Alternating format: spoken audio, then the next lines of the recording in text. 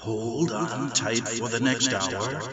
You're entering into a place, a zone called the alternative to the alternative media. It's a place, a special place where even truth seekers fear to tread. All right, people, let's move like we've got a purpose. Affirmative. Boys and girls, ladies and gentlemen, welcome to the Investigative Journal. Greatest show on earth that you've never heard of, I bet. Yep. And that's because the powers that be are always trying to limit the number of people that listen to this show. Greg Anthony here, and for good reason they're doing it. That's because nobody gets to know about the Vatican-led New World Order and all of their shenanigans. Nope, you can't do it. That's no. There's no freedom of speech in this country. But anyway, glad you're here at the Investigative Journal. Got a great show for you today.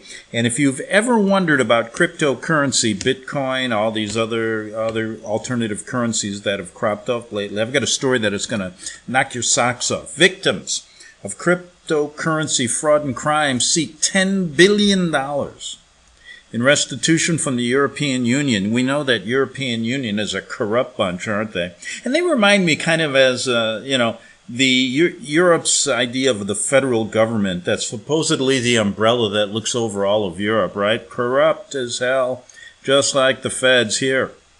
Yes, sir. And we're seeing all that corruption right before our very eyes, right?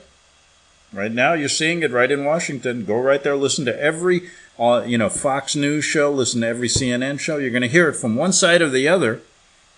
But it's all a bunch of horseshit when you really think about it. Well, anyway, cryptocurrency. We're going to talk about this number of lawsuits that have been filed over this issue. And how many times in the last 5 years have you been, deluged with emails? Oh, get into the alternative currency market. Take your good-earned dollars and make them grow. Yeah, for who?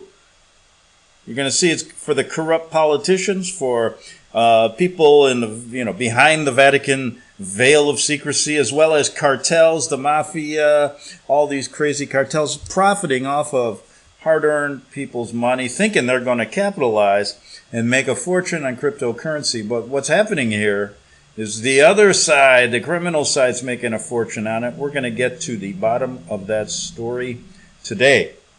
Okay, two other things I want to put to rest. And if I have time at the end of the show, I'll get to them. First one is, if you've known me since 2004 when I started ArcticBeacon.com, that's how many people know me and go look for me. Well, through a series of, I should say I was a bit tardy on renewing, this was about a year or two ago, renewing my website, but I could not get through to the domain host, which was an old one that I used in 2004, never changed. I should have switched over. So anyway, I'm a little late, and on the next thing you know, somebody bought it, and now it's on GoDaddy under ArcticBeacon.com, and they're masquerading as me. So when you go to ArcticBeacon.com, you're going to see a shell of a website. There's a few blogs on there that say Blogs by Greg. That's not me. And also just a little title, Investigative, on the top. You can't get a hold of anybody. So I went to GoDaddy and went to their legal department, and we're trying to work that out. And I think if they did a history, do a Google history on my website, they'll see that I'm the rightful owner of that. And, they're misusing they're basically, there's no pages on that thing. And there's no place you can contact anybody. So really what they're doing is people that go, oh, Greg was with Arctic Beacon, and there's a lot of Vatican stories on there. They get that stupid little website. So really they're blocking and masquerading as me. So we're going to try to straighten that out. And in the meantime, you can find me at greganthonysjournal.wordpress.com. I've retrieved some of my work, but not all of it. And much of it is still logged somewhere. And we're trying to get to the bottom of where the rest of it is. And secondly, if that doesn't work, I'm just going to start the Arctic Beacon. You can put the there, and you can start that one. So maybe I'll try that. But anyway, we'll see what happens. Secondly, if I get time, I'm going to explain. Many people ask me, why were you kicked off the air years ago and banished from bigger radio stations like Genesis, GCN, RBN, other places that will not carry your work, and you came to this small Christian station? Well, I'm going to explain it to you if I have time today. If not, we can get it tomorrow. But back to this cryptocurrency story. Listen, let's get to the bottom of this. Okay, I was contacted by Jonathan Levy. He's an attorney that I've worked with over the years, and also covered a couple big cases that John handled. He's one of the few attorneys that took on the Vatican, and he did it in a case called Alprin v. Vatican Bank. And that was a case before the Ninth Circuit, the Ninth Circus, I call them, federal court in San Francisco on the West Coast. And you will see what's going on. Boy, we did so many shows, and really, John tried to get to the bottom of Vatican financing and how they were responsible and should have paid reparations for the genocide in Croatia right around World War II. And John was one of the few attorneys that takes them on different issues. That case was finally thrown out after 10 years on a bogus claim that the Vatican Bank, the United States has no jurisdiction over the Vatican Bank. What a bunch of crap that is, isn't it? And the judges really in the pocket of the Vatican just drug this thing out, even though there were depositions by solid people back then during that time, even a OSS agent that came forward stating that much of this gold taken in that genocide was transported into the Vatican and then distributed elsewhere, and other credible information that the Vatican was involved in that genocide. Despite exculpatory evidence and other evidence, the case was thrown out on a technical ground that they did not have jurisdiction because the bank doesn't do business here. Well, you're telling me the Catholic Church doesn't do business in the United States? Well, that's a new one, Judge. What are they doing? Playing with themselves under their robes during that whole case? Probably. But anyway, John then went on. He had another interesting case that I loved from the standpoint of catching the Vatican again and the Jesuits with their pants down. And this was a case regarding, and Google this name, Philip Kronzer. Phil was a very wealthy Catholic businessman from the Silicon Valley, and he was targeted by a bishop who's passed away named Bishop Nilitsa from the Jesuit order, and his wife basically was taken under their spell when they used to make trips to all of the different Mother Mary apparition sites. One happened to be Medjugorje, which is a crock in itself, where they made billions off of this fake apparition, just like they do at Fatima and other places. And what they did with this man is he was a multimillionaire businessman. His wife was a devout Catholic, and she was taken in by the nuns there and told a bunch of lies that he'd been cheating on her for years. They orchestrated a divorce, took his money. He got to the bottom of it, and the Jesuits were behind it. And his story is incredible. So if they're going around doing these things, and we still got people believing in this garbage, there's a problem. So John has represented, needless to say, some interesting people. He not only holds a law license in California, but also he has a license to practice law in the UK, in Europe. Which brings me to his next case. And he contacted me, and I'm going to have John on, but I wanted to lay some groundwork on this. And also, if anybody out there is a victim of cryptocurrency fraud, get in touch with me at gregbeacon@gmail.com, and I can help you out, because I will put you in touch with John, and we can get some maybe reparations for you. Now, let me tell you why. And this recently came out June 3rd, 2019, out of Brussels. And there's been a request for consultation and remediation requesting that at least 10 billion euros in a compensation fund be set aside for victims of cryptocurrency-related crime and fraud. And this has been filed by attorney Jonathan Levy on behalf of 30 victims with losses totaling 15 million euros. Now, the particulars of the request for consultation and remediation is under embargo until receipt is acknowledged by its recipient, the European Union Commissioner, Vera Jourova, whose portfolio includes consumer affairs. The request generally, his request is stating, okay? Over 7 billion euros in cryptocurrency-related criminal activity is taking place annually on the EU's own estimate. John's done a lot of research on this. The 7 billion represents both a national security issue and a tragedy, as vast sums of money from retirement accounts and consumer savings are being funneled to organized crime groups. These losses are the greatest illicit transfer of wealth in Europe since the Nazi looting of World War II. And guess who was involved with that? Our good old buddies over in Rome, the Vatican, yeah. Remember the the rat lines? The Vatican rat lines? Bringing all their Nazi buddies in gold into a safe area? Yes. The criminals are aided in this cryptocurrency scam by social media, domain privacy providers, and even governments. And don't forget Facebook. We'll get to that, which I think is even more dangerous than our government. Now, cryptocurrencies are firmly under EU jurisdiction based on anti-money laundering and data protection regimes. Most cryptocurrencies, folks, including Bitcoin, are controlled by nodes within the EU. Okay? Several myths regarding cryptocurrencies are being exposed by Mr. Levy. First, decentralized cryptocurrencies are not immune from the legal process. Okay, this is important, folks, what John just said. He said, listen, in the past, these cryptocurrencies operating on these websites that are protected, and you can't figure out who's who, right?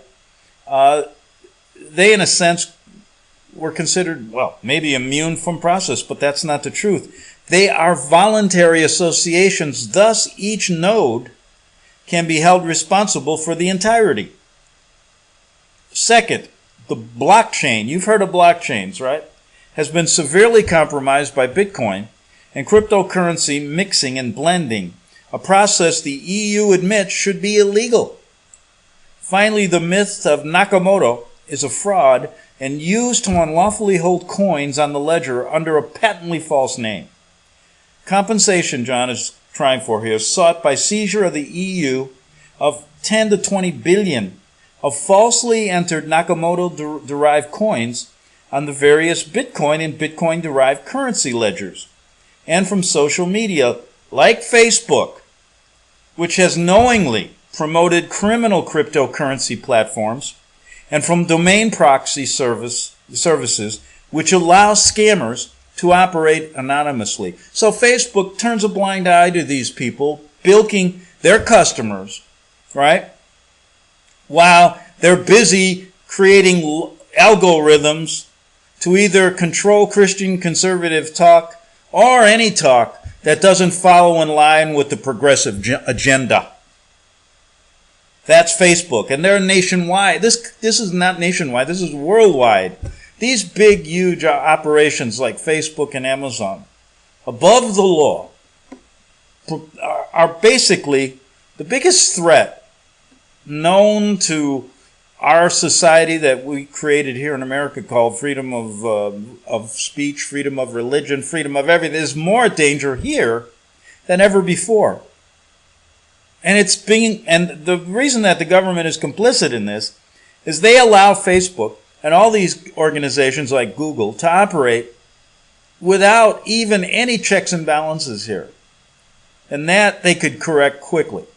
Because these groups now, Facebook and Google and etc., Twitter, things like that, no longer are just a social platform, but they're basically acting as judge, jury, and executioner of freedom of speech, just as a newspaper or a radio station are somehow, controlled a bit. The Facebooks and these companies are allowed to run rampant and control whatever they consider to be hate speech, and at the same time promote these criminal activities against good people.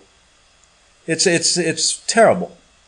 And I hope John gets a little bit of action on this. Now, the victims of this cryptocurrency scam include citizens of the United Kingdom, Italy, Slovakia, Australia, the good old United States, and South Africa. Their losses involve criminal-run crypto trading platforms, Ponzi schemes, Bitcoin blending and hacking groups, for which there has been no recourse to date. Most of the organized crime firms named are active despite numerous complaints to national authorities who are ill-equipped to deal with these issues. According to John Levy, the victim's lawyer, like I said, who has been filing lawsuits against these crypto scams for over 2 years, he says this, quote, most victims can only look to compensations from the overall fund. The criminals are anonymous and are well hidden. They use domain proxies, false and stolen identification, offshore accounts, and Bitcoin blending to hide from justice. And John has retained social media expert Michael McGibbon to assist him with the claims. McGibbon has been credited with inventing social media software. According to John, Dr. Levy, while many of the initial claimants were preyed upon by typical crime groups that moved over from binary options, hacking groups, and Ponzi schemes, much larger claims in the contemplated second round will focus on fraudulent initial coin offering, cryptocurrency manipulation, and extortion rackets. All right, we're going to get a lot more information on this from John when I have him on the show, and we'll set a date for that in the immediate future. And I want to get him on to talk more in depth about this. But really, I know a lot of people are investing in this and getting scammed, and so let's look at it again. If you're listening to this show, you know somebody, or you have been a victim, contact me at gregbeacon@gmail.com, and we'll try to help you out. Okay, we're not going to let this go right now, because I want to get a little bit more information on really how these cryptocurrency scams work. You know, and my first question to John will be, is there anything honest in this whole thing? Because I don't know much about the cryptocurrency market. So let's look a little bit here. We got some time. How does these scams work? And millions of cryptocurrency investors have been scammed, like John said, out of massive sums of real money. In 2018, losses from cryptocurrency-related crimes amounted to $1.7 billion. That's a low estimate. The criminals are using old-fashioned and new technology tactics to swindle their marks in schemes based on digital currencies exchanged through online databases called blockchains. From researching blockchain, cryptocurrency, and cybercrime, you can see that some cryptocurrency fraudsters rely on the tried-and-true Ponzi schemes that use income from new participants to pay out returns to earlier investors. And who does that sound like? Remember the name Bernie Madoff that did that in the stock market? Others use highly automatized and sophisticated processes, including automated software that interacts with Telegram, an internet-based instant messaging system popular among people interested in cryptocurrencies. Even when a cryptocurrency plan is legit, fraudsters, listen to this. This is, fraudsters can still manipulate its price in the marketplace. So even though you got a legit company, you got fraudsters that can still hop on the bandwagon here and manipulate its price in the marketplace. So how are you going to make out on this? And even more basic questions arise. how are unsuspecting investors attracted to these frauds in the first place? I think it's basically this old idea that, if I can put a little bit of money, I can get rich quick. But I think, you got about just as much chance of winning the lottery from what I'm hearing about this stuff. And another thing comes to mind. I mean, there's a way. Is this gamble? Everybody, like when you're in the stock market, it's kind of a game of numbers and it's gambling in a sense. But in a sense, when you get so complicated like this, I mean, I have trouble understanding how the stock market works, to be honest with you. And I think most people, if they're honest, would say, yeah, it's not the easiest thing, and it could be a crapshoot every now and then. But anyway, when you get into this, blockchains, cyber crimes, all of the automatized and sophisticated software programs that are linking how are you going to understand what it is? I think it was much better in the old days when you traded a horse for a goat or a horse for this, and at least if the guy was trying to sell you a lame horse, you could at least check out his bones, right? You could, if you knew anything about horses. So, I mean, at least you were trading, you're always going to find, hey, okay, buy this house, et cetera, et cetera. But, at least you got the tools in front of you, at least to look around and use your eyes and ears. But this is like getting into the weeds, isn't it? With no way out. I mean, I don't understand exactly. I mean, I tried to understand it one day, and I said, how many days would I have to sit here? And then if I know that even if I find a legit cryptocurrency, that I've got people that can manipulate it anyway, and I'm going to lose money. I mean, it's like saying, okay, here, take it. I don't want to look at my money anymore.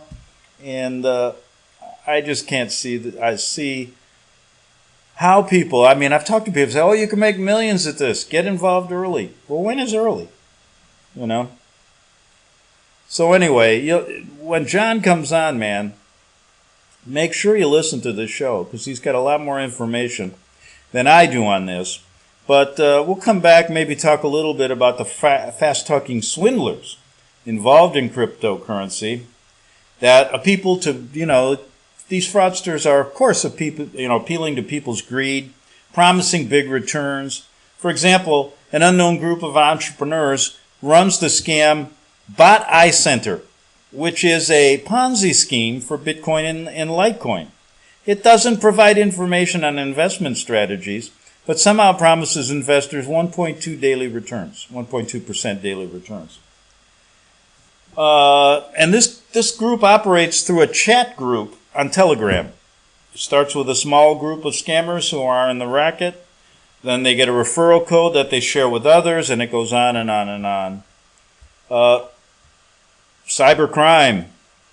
Boy, I'll tell you. What about the old days? The bank robbers. Okay, what a world we live in, huh? What a world that we've turned out. Everything is online. The whole world is right here in front of you on the computer now.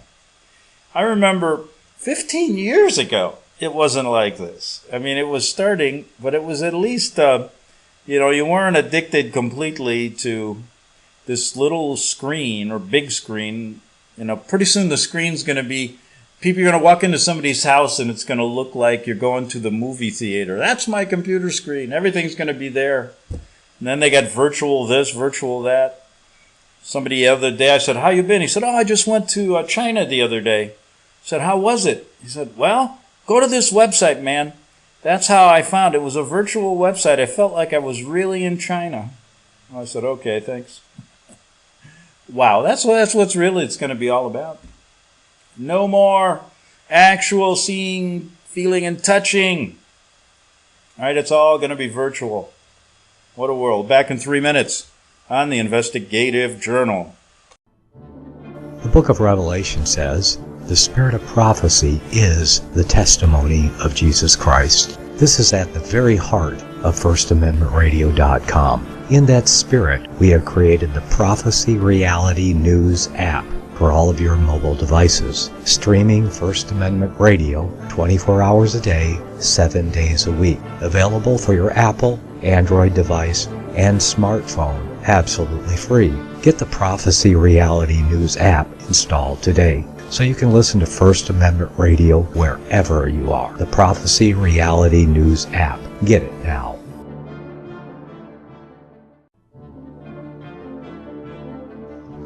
Visit crosstheborder.org, CROSS, crosstheborder.org, to get your print, EPUB, or PDF version of Nicholas Arthur's new book titled When the Third Temple is Built. That's crosstheborder.org. When it comes to prophecy today, much of the evangelical Christian world has their eyes on Israel, waiting and watching to see when the third temple will begin to be built. The plans are drawn. The Jewish people are eager. Most evangelical Christians today believe that the rapture will happen before the third temple is built. Hi, I'm Michael Eugene. I was taught that Daniel's 70th week was in the future. Is that really what the Bible teaches? Have we searched the scriptures and found this to be true? Why is it so important for a re-established Israel to build a third temple in Jerusalem? Is it necessary to build a temple on the same location already occupied by the Dome of the Rock? Is it necessary for sacrifices to take place in the temple on Temple Mount? Is there really a rapture followed by 7 years of tribulation? What is the New Testament temple? Can we identify history and prophecy? Who is the first beast in Revelation chapter 13? Who are the 7 kings in Revelation 17? I have asked all these questions, and I have found Nicholas Arthur's new book, When the Third Temple is Built, answers all these questions and more using Scripture to interpret Scripture.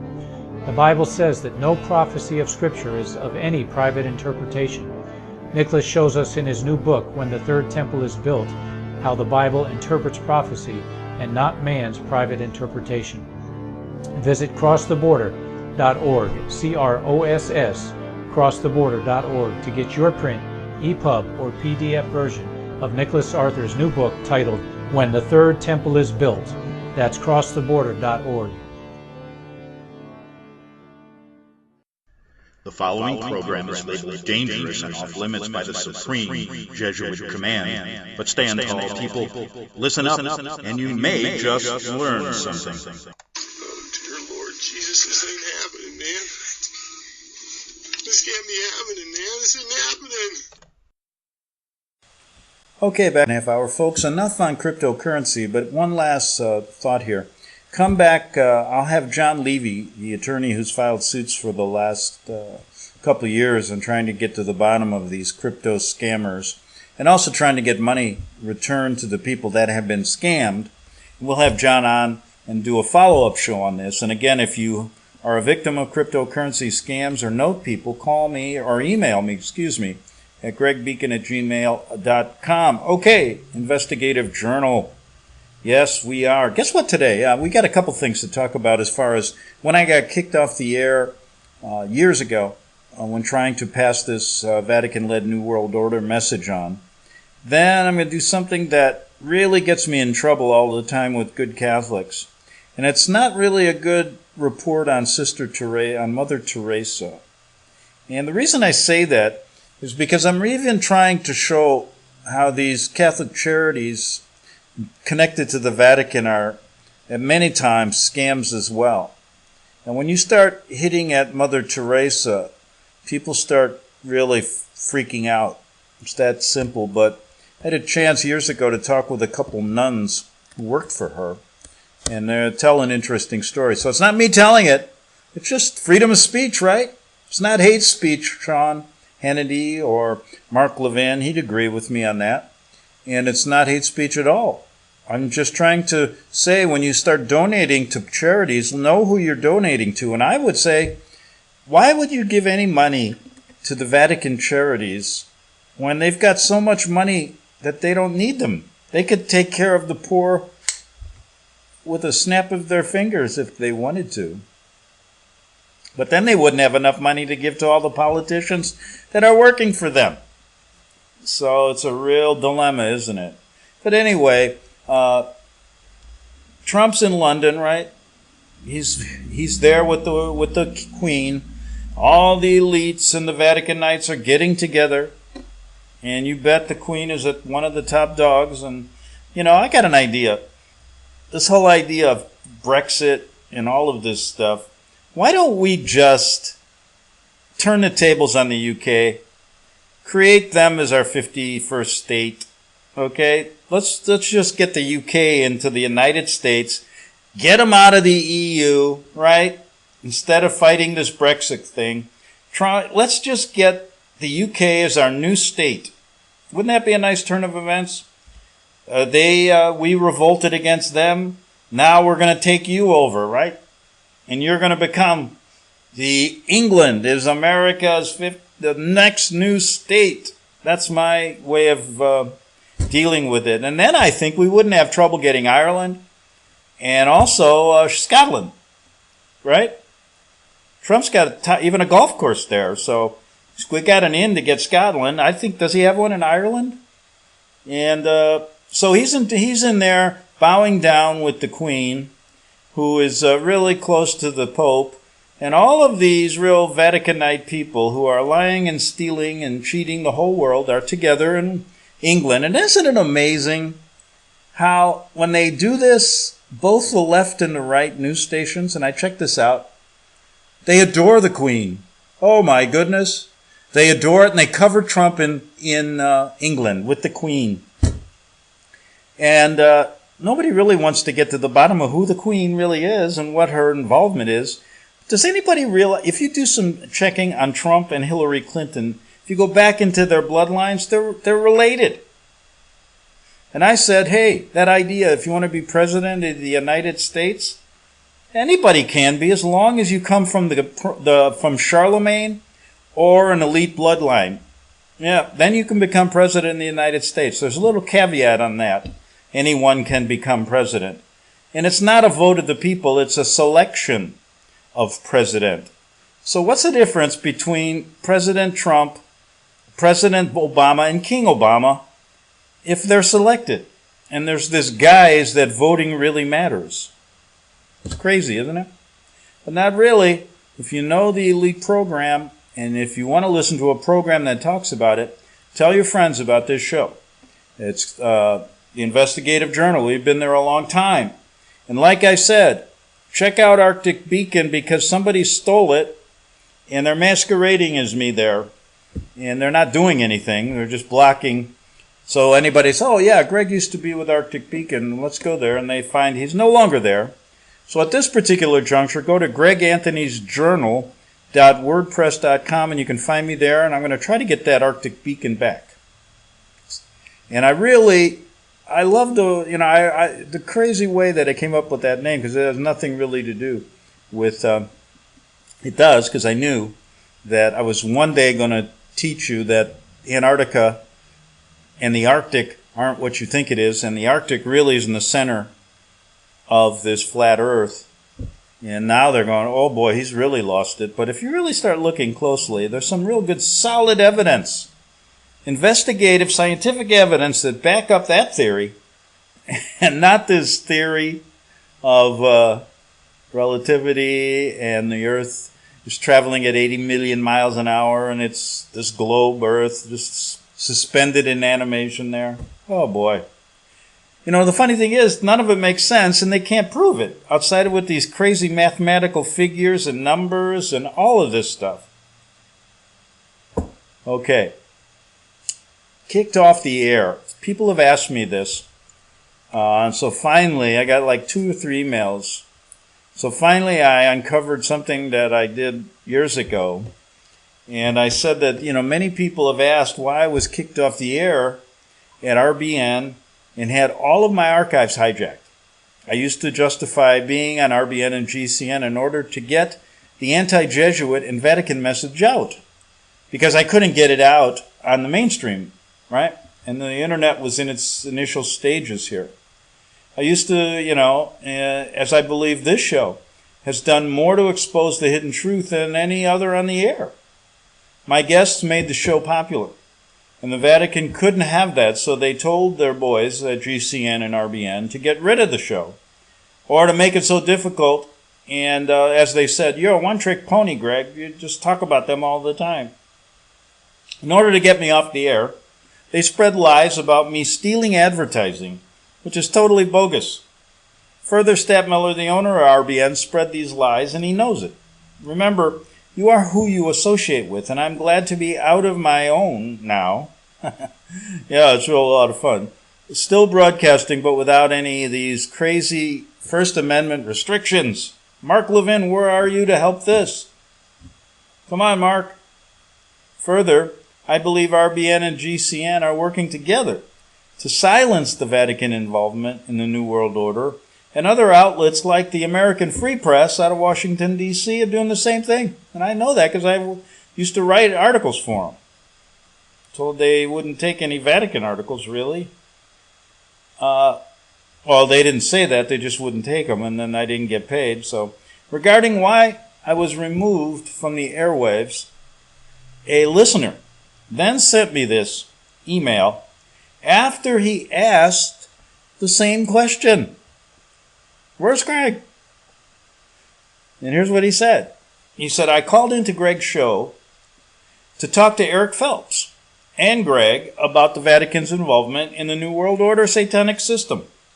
While I was waiting to go on the air, Greg's show was taken off the air by John Stadtmiller. John got on the phone without asking me who I was to start with and told me that Greg was taken off the air because Greg was stealing advertising from RVN.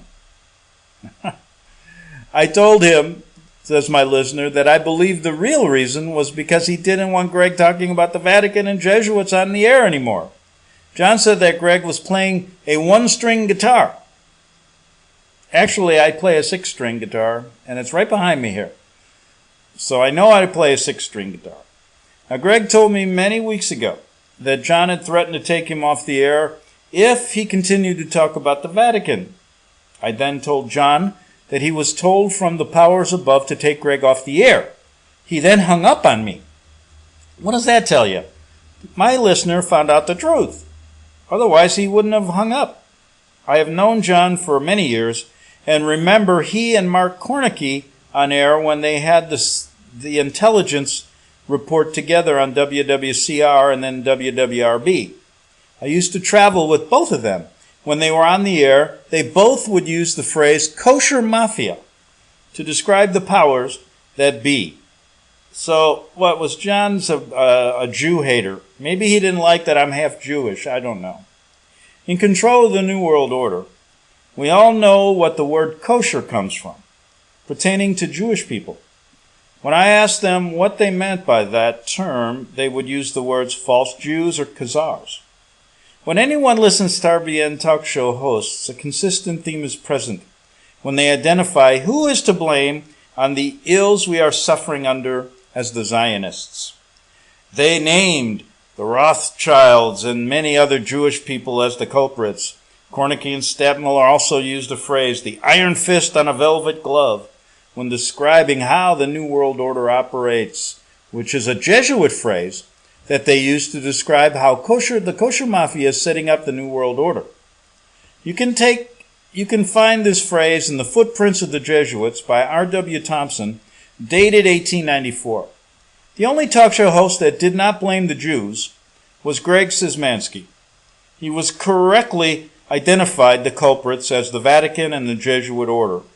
When Chris Gerner was a talk show host, Stadtmiller did the same thing to him. And I remember that was before me. I only had a chance to listen to Chris a few times. When he started to expose the Vatican and the Jesuit Order on his show, taking him off the air using the same excuse that he was playing a one-string guitar. In my opinion, says my listener, RBN and GCN are both shill organizations for the Vatican and its evil, murdering Jesuit order. GCN did the same thing when Greg's show was on their network. But anyway, there we go. So people wanted to know what happened. And I think it's because my show back then, I remember, was one of the top ones doing this story. And also I remember I used to talk to they had a big, huge office there in Round Rock near Austin, Texas. And the guy who used to do all the work for him and the numbers said I had the most popular show there. So guess what happens right after that? When my show became the most popular, they had to put on something to counter it. And they brought on a guy he talked every day about how the Jews were the problems. Michael, what's his name? God, my memory's going.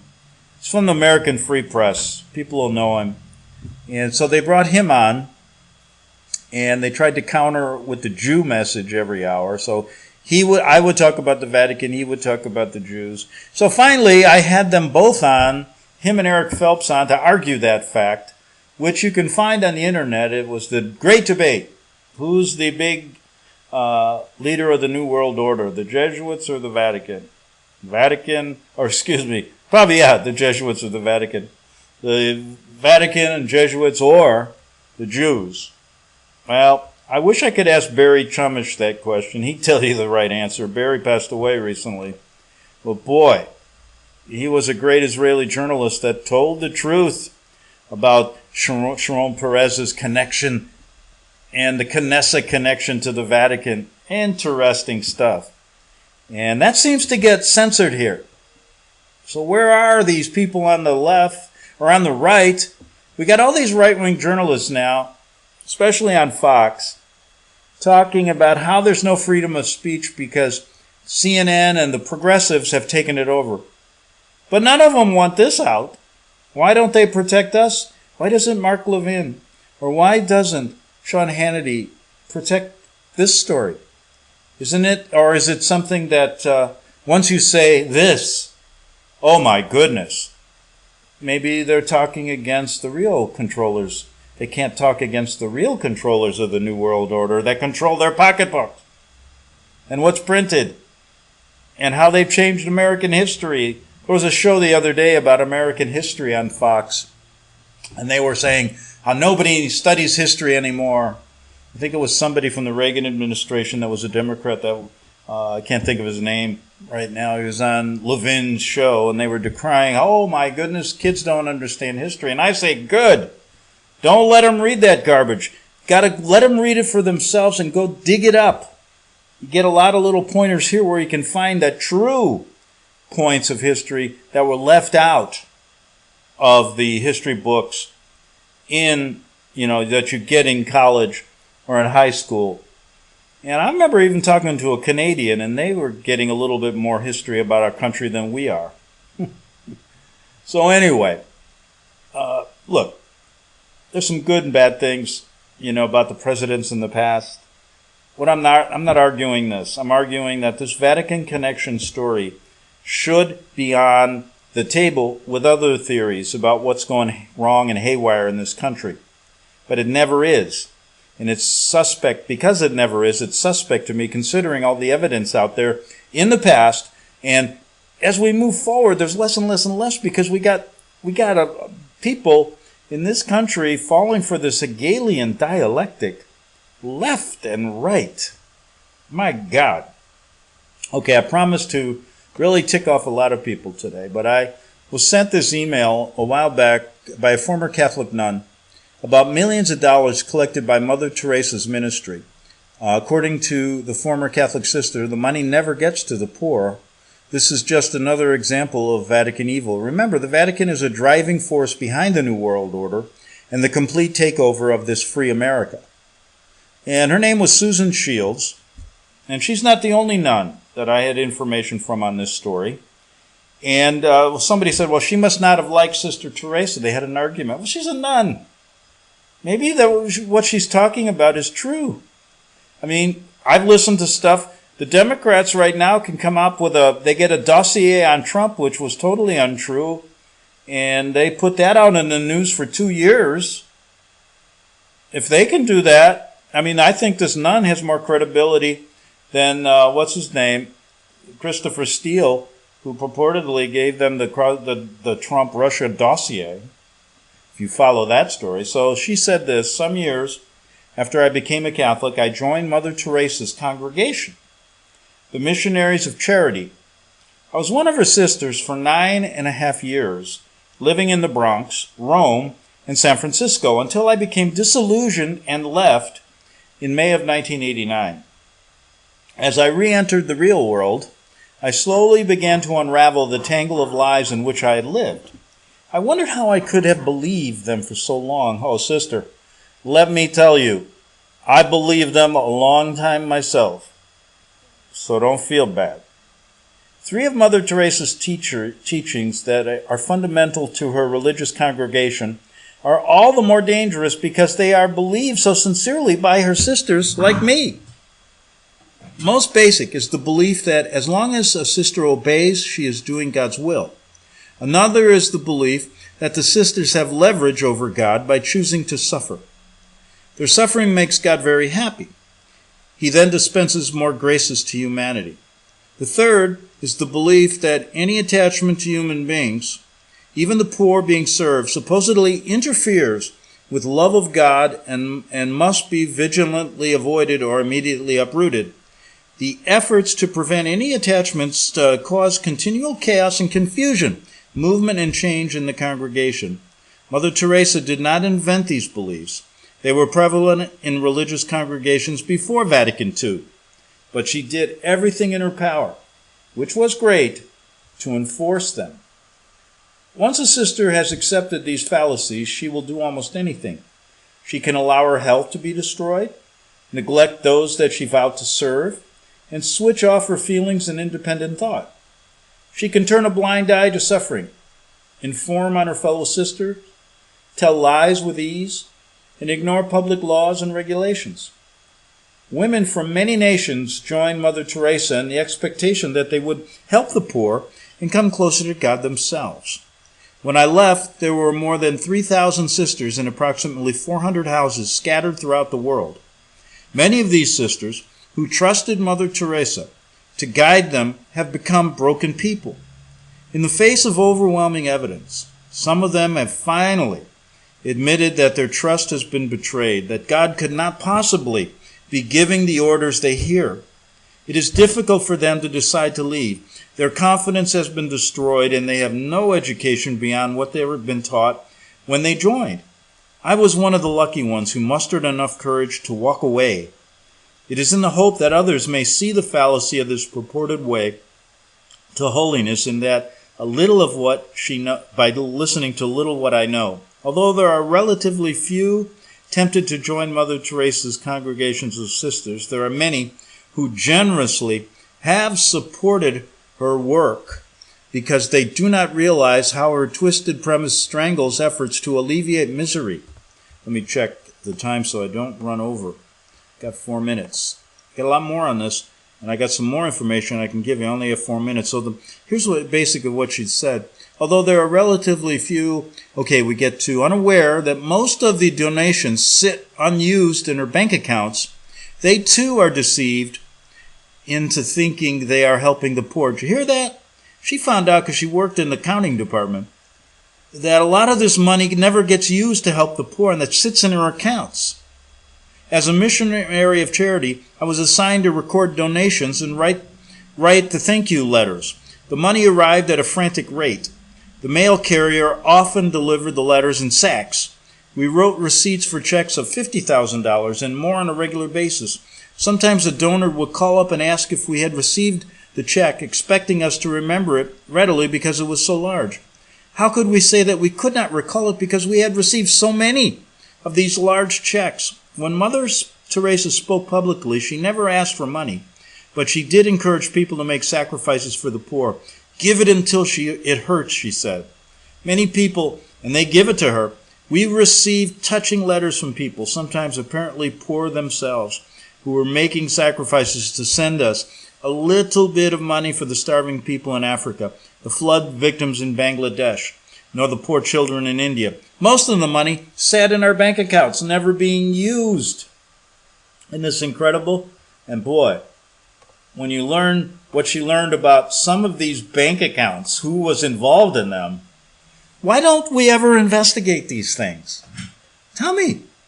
I mean, here we're talking about every other thing under the sun, investigating this politician and that, but this to me seems even a little bigger, doesn't it? Right. So tell me why we don't. Tell me why we do not investigate these people. Now, she said most of the money sits in these accounts. We were told by our superiors that we received more gifts than any other religious congregation because God was pleased with Mother Teresa, and because the missionaries of charity were the sisters who were faithful to the spirit of religious life. Most of the sisters did not know how much money really came in. But let me tell you this, I'm running out of time. Come back tomorrow and I'll finish this up. And I'll tell you how, she has some really significant information about where some of this money went. Some of the bank accounts that are very strange, offshore accounts, in some really interesting names on those accounts. But the real key to this story is that the money that was supposedly given to the poor, millions, never gets there. And nobody researches it, right? Nobody. They're going to go after some guy like Paul Manafort for a little bit of bank fraud. But what about this huge bank fraud? Collecting money, saying it's going to go to the poor, and never using it for the poor. And that's what this sister told us about Mother Teresa's organization. Now, I say everyone has the presumption of innocence, but don't you think, based on a lot of facts, and this isn't the only one that talks like this, that this should be investigated? But it isn't, because it's the Vatican. They don't investigate anything. They investigate themselves. Well, let me tell you, I can tell you that a priest we talked about the other day, when he was found guilty of sexually molesting 37 children, now you know where he's at? Gonzaga University in a retirement home. And they said they'll take care of him. Back tomorrow. And we're going to take care of you tomorrow on the Investigative Journal. See you tomorrow on the Investigative Journal. The book of Revelation says, the spirit of prophecy is the testimony of Jesus Christ. This is at the very heart of FirstAmendmentRadio.com. In that spirit, we have created the Prophecy Reality News app for all of your mobile devices, streaming First Amendment Radio 24 hours a day, 7 days a week. Available for your Apple, Android device, and smartphone, absolutely free. Get the Prophecy Reality News app installed today so you can listen to First Amendment Radio wherever you are. The Prophecy. Since the beginning of time, kings have sought it, nations have fought for it. It has been traded, it has been borrowed, it has been purchased, it has been stolen. There's a reason for it. To secure the blessings of liberty to ourselves and to our posterity. Invest with the security of gold and silver. Call Discount Gold and Silver Trading at 1-800-375-4188 or visit discountgoldandsilvertrading.net. Listen to Financial Survival with your host Melody Cedarstrom right here on FirstAmendmentRadio.com at 4 p.m. Eastern or 1 p.m. Pacific Time. Visit discountgoldandsilvertrading.net or call Discount Gold and Silver Trading at 1-800-375-4188. Toll free 1-800-375-4188.